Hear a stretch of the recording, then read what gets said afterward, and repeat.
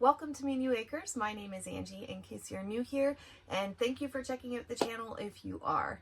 Today we're taking part in a collaboration that is hosted by Ashley over at CNC Farm, and it's a cookie collaboration.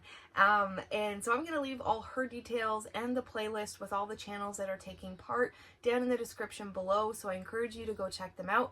There are some really great recipes in there, and I'm excited that you invited me to take part in this because it was an excuse to take all of my baking stuff out of storage. I haven't used a mixer in about 2 years. Everything's been done by hand. So I got a mixer out, and I'm very excited to make this recipe, especially because it's the first time that I have actually made shortbread. But it's also special to me because it's the only recipe that I have from my Nana and on my Scottish side of my family.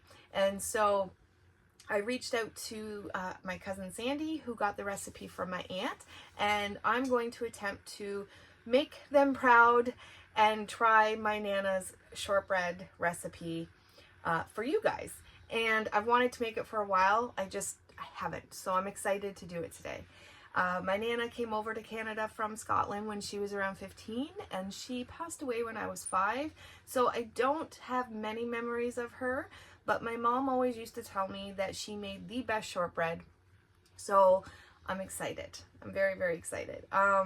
And without further ado, let's get right into the recipe. So for this recipe, I needed 1/3 of a cup of fruit sugar, which, if I'm being honest, I didn't know what that was. But after some research, I found out all it is superfine sugar. And of course, I didn't have any at a grocery store near us, so I Googled how to make some.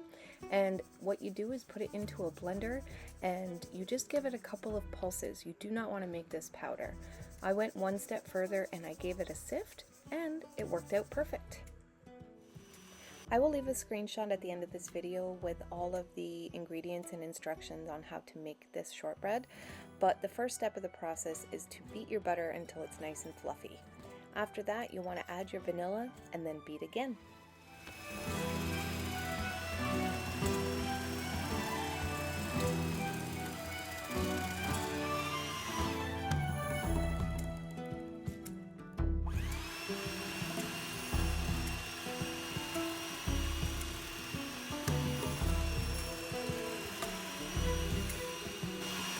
After your vanilla and butter is well combined and nice and fluffy, the next step is to add your sugar. You want to add this very gradually and continue to beat until it's well combined and until all your sugar is added in. And the fourth and final ingredient is the flour. You want to do the same process you did with the sugar and add it gradually. And the dough should be dry, so you may need to add a little bit more as you mix.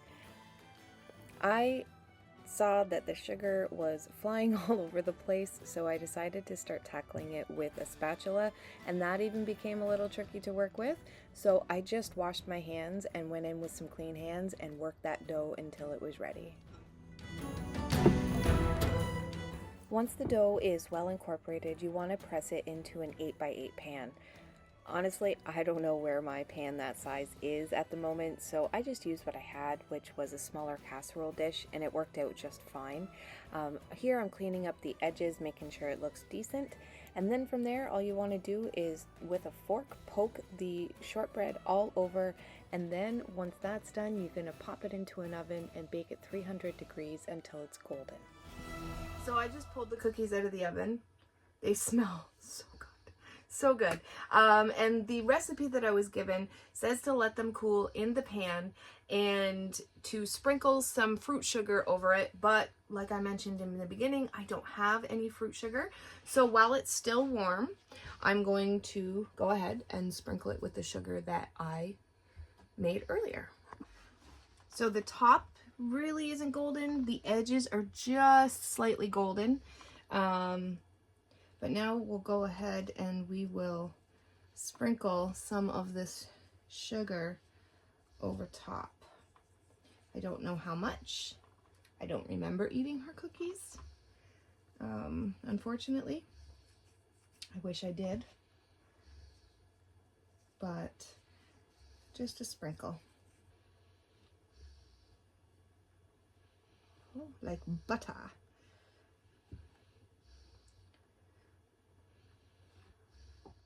After you pull the shortbread out of the oven, you want to make sure that you cut the pieces while it's still nice and warm. And then on the bigger pieces here, I will just cut down the center.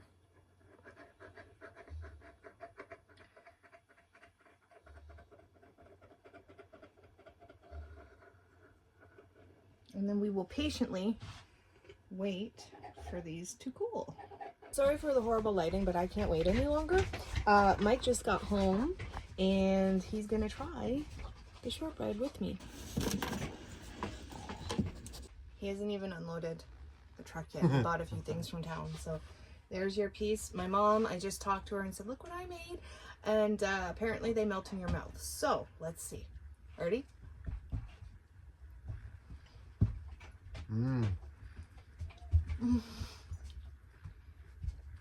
That's the best shortbread I've ever had. Like everything's I feel emotional almost. Normally I'm not a fan of shortbread. It's like too dry. This is perfect.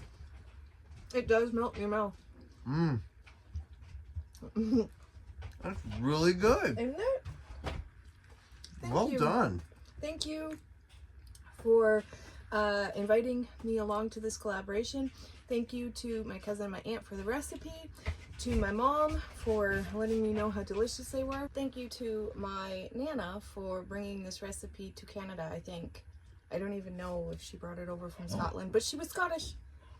As always, guy. And thank you to whoever incited her to make this wonderful marvel that I will now get to eat and enjoy. It really does melt in your mouth, and they are super good. I recommend you try them. And until next time, take care. And God bless. And God bless. Bye, guys.